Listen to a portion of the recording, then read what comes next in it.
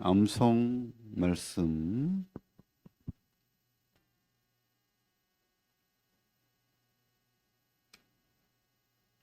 60번째 데살로니가전서 4장 3절. 어제 말씀 데살로니가전서 4장 3절. 하나님의 뜻은 이것이니 너희의 거룩함이라 곧 음란을 버리고. 데살로니가전서 4장 3절. 오늘은 61번째 에베소서 5장 26절입니다. 에베소서 5장 26절 시작. 이는 곧 물로 씻어 말씀으로 깨끗하게 하사 거룩하게 하시고. 에베소서 5장 26절. 다시 에베소서 5장 26절. 이는 물로 씻어 말씀으로 깨끗하게 하사 거룩하게 하시고. 에베소서 5장 26절. 에베소서 5장 26절. 이는 곧 물로 씻어 말씀으로 깨끗하게 하사 거룩하게 하시고. 에베소서 5장 26절. 예.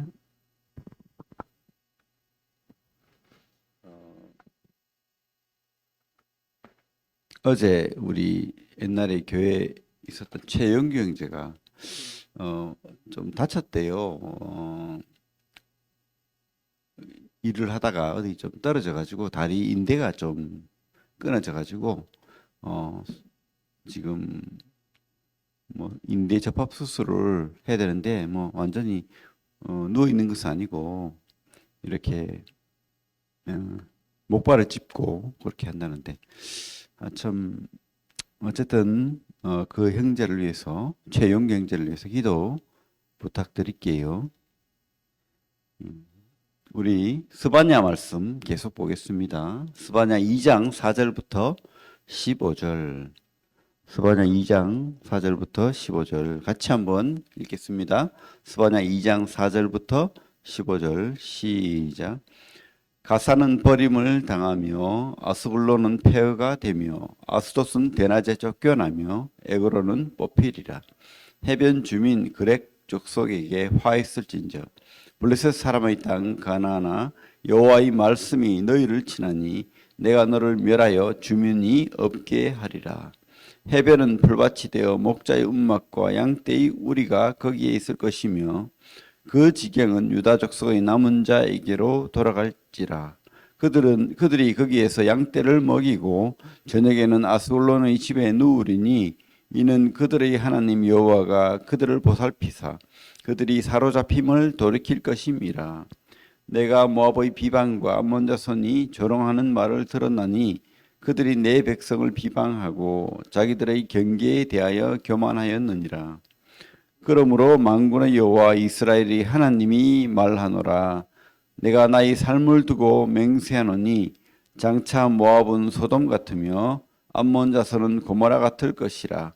찔레가 나며 소금 구덩이가 되어 영원히 황폐하리니 내 백성의 남은 자들이 그들을 노력하며 나의 남은 백성이 그것을 기업으로 얻을 것이라. 그들이 이런 일을 당할 것은 그들이 만군의 여호와의 백성을 해방하고 교만하여졌음이라. 여호와가 그들에게 두렵게 되어서 세상의 모든 신을 쇠약하게 하리니 이방의 모든 해변 사람들이 각각 자기 처소에서 여호와께 경배하리라. 구스 사람들아, 너희도 내 칼에 죽임을 당하리라. 여호와가 북쪽을 향하여 손을 펴서 아수르를 멸하며 니누에를 황폐하게 하여 사막같이 메마르게 하리니 각종 짐승이 그 가운데에 때로 누울 것이며 당아와 고슴도치가 그 기둥 꼭대기에 깃들이고 그것들이 창에서 울 것이며 문턱이 적막하리니 백향목으로 지은 것이 벗겨졌습니다. 이는 기쁜 성이라 염려 없이 거주하며 마음속에 이르기를 오직 나만 있고 나 외에는 다른 이가 없다 하더니 어찌 이와 같이 황폐하며 들짐승이 엎드릴 것이 되었는고 지나가는 자마다 비웃으며 손을 흔들리로다.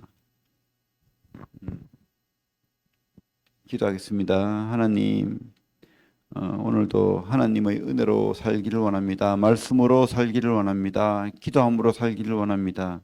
우리 필요한 것을 공급해 주시고 또 우리 삶 속에 회개할 것을 회개하게 하시고 무릎 꿇을 곳에 무릎 꿇고 기도하게 하시고 간구할 때 주님 응답하여 주시길 원합니다. 주여 오늘 하루 우리 안전을 지켜주시고 또 우리 하는 일마다 때마다 주님이 도우심으로 주님의 살아계심을 경험하게 하시길 원합니다.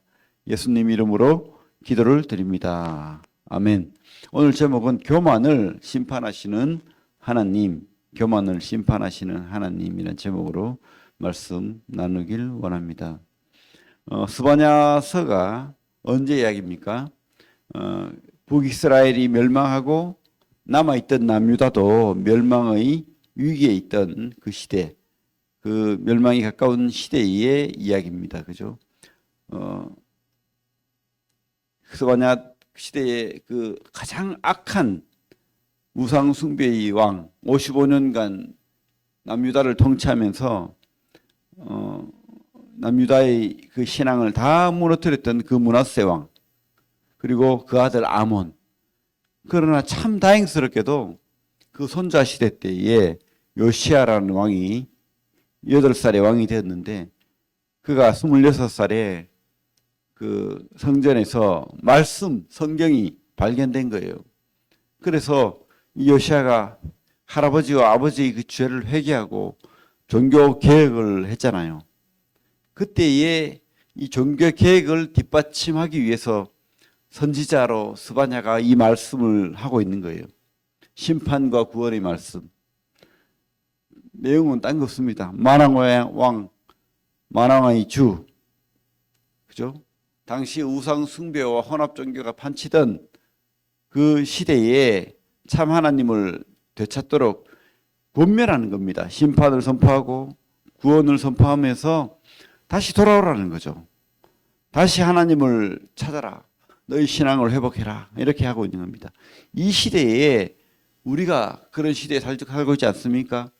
그 교회들이 무너지고 코로나로부터 여러 또 환경으로부터 세상의 쾌락으로부터 교회를 떠나고 믿음을 떠나고 성경을 버리고 그렇게 하고 있는 이 시대에 하나님께서 스바냐를 통해서 똑같이 우리에게도 이런 권면을 하고 있다고 봅니다. 다시 돌아오라. 다른 신은 없다. 다시 돌아오라. 나는 심판과 구원의 하나님이다. 나의 사랑을 다시 회복해라. 이렇게 권면하고 있다고 믿습니다.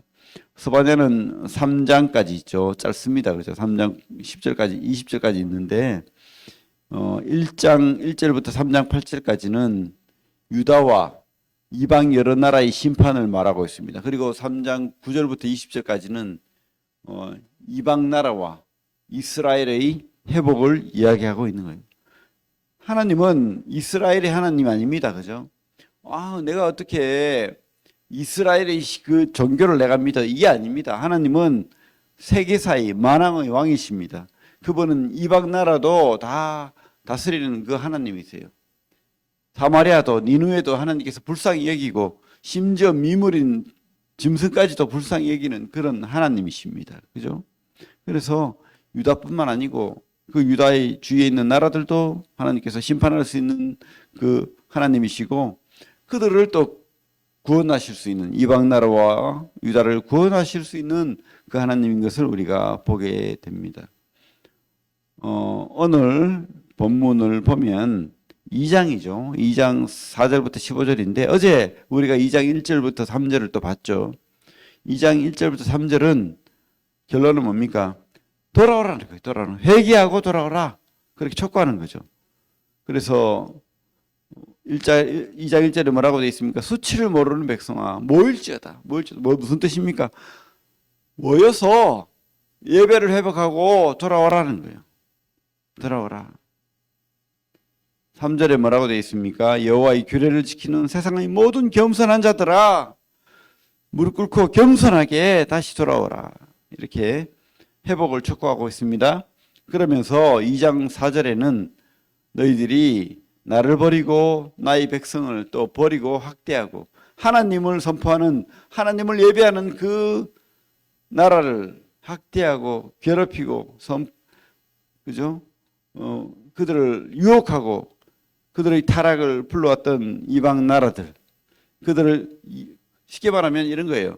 요즘으로 하면 교회를 비방하고 조롱하고 무시하고 학대하고 이상한 나쁜 성경과 반대되는 법을 그렇게 만들고 했던 모든 세상의 나라들, 세상의 세력들은 내가 반드시 심판한다.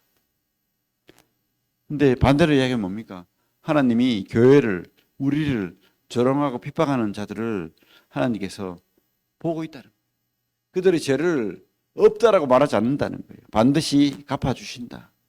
우리 4절부터 보면 가사, 아스글론, 에그론, 아스돗이라는 지명이 나오죠. 블레셋의 5대 지명이죠. 갓, 가사, 아스글론, 아스돗, 에글론, 그죠? 우리 열왕기나 역대기에 계속 나오는 그 블레셋. 이 당시에도 끝까지 남아있던 블레셋. 이들은 바로 지금으로 말하면 우리 가자 지구 지금 뭐 난리가 났죠. 그 해변가 참 요즘도 가면 지중해를 끼고 아주 좋은 곳이죠. 그리고 그 바울 시대 때는 거기에 그 갈라디아 지역에 있어서 뭡니까? 그 바울이 2년간 옥에 갇혀 있던 곳이죠. 그죠? 총독에 있던. 그래서 아주 이렇게 경치가 좋고 그런 것이에요. 하지만 하나님께서 이 블레셋 해변 세력이죠. 우리 세계사를 공부를 한 사람은 알겠지만은 이들은 거레대 지역에서 히타이트 민족이라고 해가지고 철기를 가지고 들어왔던 민족이에요. 그래서 참 전쟁을 즐기고 무기를 잘 사용하던 그런 민족들입니다. 그러니까 항상 이스라엘을 전쟁을 계속 다윗 시대 때 그죠? 그래서 그 다윗 시대 때는 그 이스라엘이 무기가 뭡니까? 장군들만 그죠? 사울과 뭐 그죠? 사울의 아들 요나단만 철제 무기가 있지 무기가 없어요. 쇠 무기가 없다고. 근데 이들은 뭐요? 쇠 무기를 가지고 있고 마차를 가지고 있고 그랬던 민족입니다. 그러니 전쟁이 잘 이기기가 쉽지 않죠. 하지만 하나님이 이 블레셋 민족을 철저하게 파괴하게 버립니다. 하나님의 심판이죠. 그들은 뭐라고 하고 있습니까? 6절에 해볕은 풀밭이 되어 목자의 움막과 양떼의 우리가 거기에 있을 것이며 실제로 그래요. 실제로 가면 이렇게 해변이 풀밭이 되어 있고 목자의 움막과 양떼의 우리가 거기에 있다. 그 당시에 그렇게 됐다는 거예요. 블레셋이 다 해파되고 그리고 7절에 보면 7절에 재밌는 표현이 있죠. 그 지경은 유다 족속의 남은 자에게로 돌아갈지라. 이 스바냐가 쓰여질 때는 망하기 전입니다. 630년 그 시절인데 BC 630년입니다. 멸망은 언제 됐습니까? BC 587년경 완전히 멸망했죠. 그리고 70년 후에 BC 522년에 첫 회복이 되어서 포로 귀환으로 다시 돌아오잖아요. 그러면 거의 100년 후에 있을 내용을 지금 예언을 하고 있는 겁니다. 그 지경은 유다 족속의 남은 자에게로 돌아갈지라. 이 말은 포로 귀한 백성, 남은 자란 뜻은 렘넌트, 그죠? 이스라엘이 포로와 귀환을 예언하고 있는 거예요. 이스라엘이 포로와 귀환을 예언하고 있는 겁니다. 이 다음에 이스라엘 남유다도 멸망하게 되고 이렇게 다시 하나님의 은혜로 돌아오는 때가 반드시 있다라고 지금 예언을 하고 있습니다. 그리고 그 뒤에 8절에 보면 내가 모압의 비방과 암몬의 자손이 조롱하는 말을 들었나니. 항상 이 모압과 암몬은 아브라함 조카의 후손이잖아요. 참 근친 상간으로 벌어진 참 죄악의 종자입니다. 모압과 암몬, 아브라함 조카 롯의 후손. 근데 이들이 어찌 생각하면 이스라엘과 한 동족인데 항상 보면 이스라엘을 해방하고 또 오히려 더 우상 숭배가 더 많고, 그죠? 이상한 신들을 많이 믿었죠. 그리고 교만하게 이스라엘을 괴롭히고 그렇게 해왔습니다. 그래서 하나님께서는 그렇게 합니다. 그러므로 9절에 만군의 여호와 이스라엘의 하나님이 말하노라 내가 나의 삶을 두고 맹세하노니 장차 모압은 소돔과 같으며 암몬 자손은 고모라 같을 것이니라.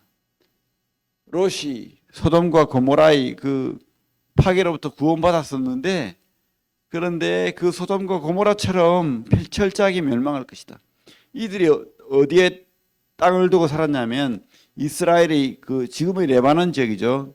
요르단 지역이죠. 요르단 지역 동편과 북편, 그죠? 요단의 동쪽, 북편, 동쪽 이렇게 살았습니다. 모압과 암몬이.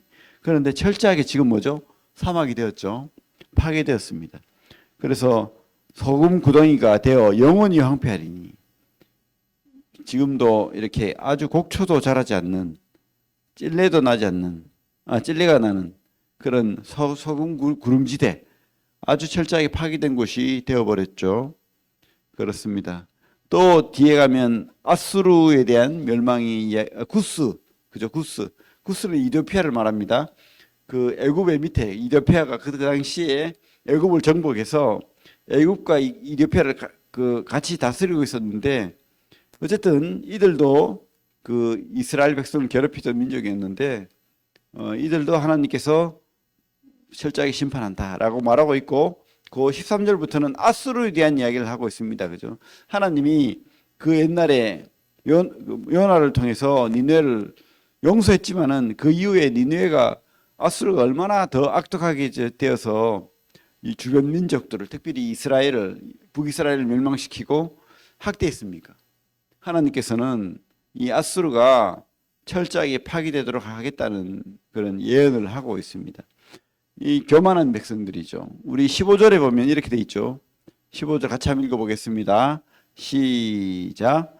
이는 기쁜 성이라 염려 없이 거주하며 마음속에 이르기를 오직 나만 있고 나 외에는 다른 이가 없다 하더니 어찌 이와 같이 황폐하여 들짐승이 엎드릴 곳이 없이 되었는고 들짐승이 엎드릴 곳이 되었는고 지나가는 자마다 비웃으며 손을 흔들리려다. 그러니까 사람 살 곳이 못 된다는 거예요. 아수르가. 근데 사실 맞아요. 지금도 철저하게 파괴되었습니다. 사실은 아수르 성이 거대했죠. 해자를 파고 마차가 달릴 만큼 큰 두꺼운 성을 했기 때문에 우리는 아무도 못 건드릴 거야 했지만은 한순간에 무너지는 거예요. 누가? 바벨론이 아수르를 철저하게 무너뜨렸죠. 그렇습니다. 아무리 교만해도 하나님의 심판은 피해갈 수 없는 겁니다.